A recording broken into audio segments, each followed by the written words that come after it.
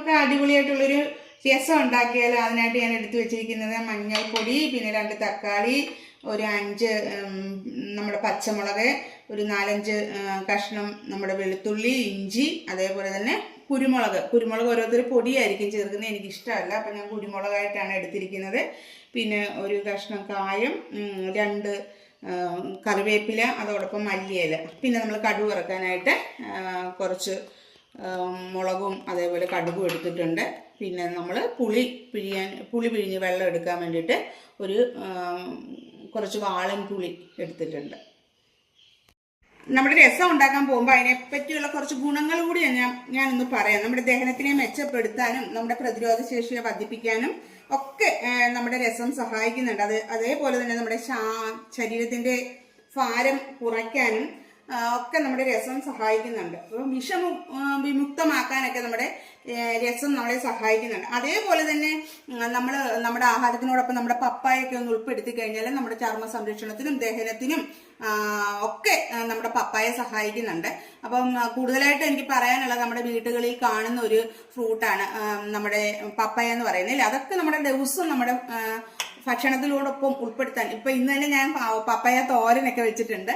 അപ്പൊ അതൊക്കെ ഉൾപ്പെടുത്തുന്നത് വളരെയേറെ നല്ലതാണ്. പിന്നെ അതുപോലെ തന്നെ ഞാൻ എല്ലാവരോടും റിക്വസ്റ്റ് ചെയ്യുവാണ്, നമ്മുടെ ഭക്ഷണത്തോട് ഉൾപ്പെടുത്തേണ്ട ഒരു ഹെൽത്ത് ഡ്രിങ്കിനെ പറ്റിയാണ്. കാരണം നമുക്ക് എന്നും ആരോഗ്യത്തോടും ഒക്കെ ഇരിക്കാനും യുവത്വം നിലനിർത്താനും നമുക്ക് സർവ്വരോഗ സംഹാരി എന്നൊക്കെ പറയുന്ന ഒരു ഹെൽത്ത് ഡ്രിങ്കാണ്. അത് ഓൺ ആൻഡ് ഓൺ ബ്രാൻഡിൽ വരുന്ന 95 എന്ന് പറയുന്ന ഒരു ഹെൽത്ത് ഡ്രിങ്കാണ്. നമുക്ക് ക്യാൻസറിനെ വരെ പ്രതിരോധിക്കാൻ ഈ ഒരു ഡ്രിങ്കിന് തീർച്ചയായിട്ടും സഹായിക്കും. അപ്പോൾ എല്ലാവരും ഇതും ഡെയിലി നമ്മളൊന്ന് ഉൾപ്പെടുത്താൻ സാധിച്ചു കഴിഞ്ഞാൽ നമുക്ക് രോഗമുക്തമായിട്ട് ഇരിക്കാൻ സാധിക്കും. നമുക്ക് ആൻറ്റി ഓക്സിഡൻസിനെയൊക്കെ പ്രദാനം ചെയ്യുന്ന ബെറിപ്പഴങ്ങളുടെ സത്താണ്, 13 ബെറിപ്പഴങ്ങളുടെ സത്തായിട്ടുള്ള ഒരു ഹെൽത്ത് ഡ്രിങ്ക് ഉണ്ട്. അതുകൂടെ നമ്മുടെ ഭക്ഷണത്തോടൊപ്പം ഉൾപ്പെടുത്തുന്നത് നല്ലതാണ്. അപ്പം ഞാനിനി നമ്മുടെ രസം തയ്യാറാക്കാനായിട്ട് നമ്മുടെ വെളുത്തുള്ളി, ഇഞ്ചി, അതേപോലെ കുരുമുളക്, ഇത്രയും കാര്യങ്ങളൊന്ന് പൊടിച്ചിട്ട് വരാം. കടുക് നന്നായിട്ട് പൊട്ടി അതിലേക്ക് ഞാൻ എടുത്തു വെച്ചിരിക്കുന്ന കായ കഷ്ണം ചേർക്കുകയാണ്. അപ്പോൾ കായ കഷ്ണം അതിലേക്ക് ചേർക്കുമ്പോൾ അതൊന്ന് ചൂടായി വെള്ളം ഒഴിക്കുമ്പോൾ അതൊന്ന് അലിഞ്ഞു കിട്ടുള്ളൂ. കായ കഷ്ണം ഇട്ടു. അതിന് ശേഷം നമ്മൾ ചതച്ച് വെച്ചിരിക്കുന്ന സാധനങ്ങളെല്ലാം കൂടി അതിലേക്ക് ഇടുകയാണ്. ഓക്കെ, ഇനി അതൊന്ന് മൂക്കണം. അതൊന്ന് മൂത്തതിന് ശേഷം നമുക്ക് തക്കാളി ഇട്ട് ഒന്ന് വഴറ്റും. അതിലേക്ക് അരിഞ്ഞു വെച്ചിരിക്കുന്ന തക്കാളി ഇട്ട് വഴറ്റുക. ഒരുപാട് വഴറ്റുണ്ട്, നമ്മൾ വെള്ളം ഒന്ന് ചേർത്ത് കൊടുത്താൽ മതി. അപ്പോൾ തക്കാളി അതിൽ കിടന്ന് നിങ്ങൾ വെന്തോളും. ഒന്ന് ഒരു ചെറുതായിട്ടൊന്ന് ഇളക്കി കൊടുത്താൽ മതി. ഞാൻ അങ്ങനെയാണ് ഉണ്ടാക്കുന്നത്. അപ്പോൾ ഇതിലേക്ക് നമ്മൾ ഞാൻ എടുത്തു വെച്ചിരുന്ന ആവശ്യമായ മഞ്ഞൾപ്പൊടി ചേർത്തു. അതിന് ശേഷം നമ്മൾ എടുത്തു വെച്ചിരിക്കുന്ന പുളിവെള്ളം ഒന്ന് ഒഴിച്ചു കൊടുക്കും.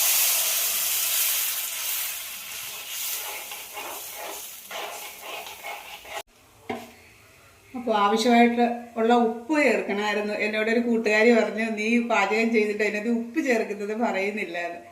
അപ്പോൾ അത് ഞാൻ എല്ലാവരും ചേർക്കുമല്ലോ, അതുകൊണ്ട് പറയാതിരുന്നതാ. അപ്പോൾ ഉപ്പ് ചേർക്കുക.